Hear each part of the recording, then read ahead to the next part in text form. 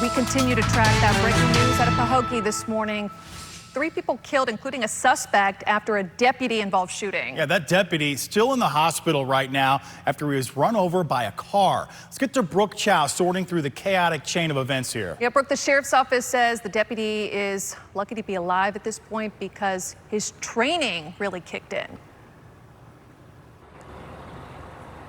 Good morning, Mike and Ashley. Sheriff Bradshaw putting an emphasis there that the deputy did take into consideration all of the training that he has been given, and he's lucky to be alive this Thursday morning as we piece together this very ongoing investigation. I want to get to this right off the top here. As of a threat here in Pahokee, that's what we're working to learn more about this morning, but the suspect is dead as of this morning. And I bring that up to you because this is a residential area here. People are actually trying to leave for work this morning, asking us if they can pass through here. I mean, you see the heavy law enforcement presence that we have here in the Devlin Villas. Again, we are in Pahokee this morning, piecing together multiple crime scenes. So I want to get to this. Let's pull up the timeline here. This was all developing overnight while you were sleeping. We have all of the details from PBSO. At 10:05, 2 people were shot and killed at a residence in this area, right where I'm standing.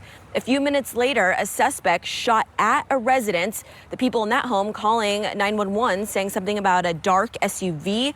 Minutes later, someone shot at a convenience store. That person is expected to be okay here, but while all of these shootings were happening and all of these different crime scenes, a PBSO deputy was putting up crime scene tape at that initial shooting location. The suspect came right back to this area, struck the deputy, and threw him 40 feet.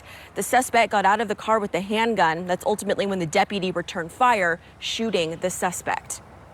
Yeah, Brooke, this is a rapidly developing situation, multiple crime scenes unfolding here. What other questions at this point are you working to get answered?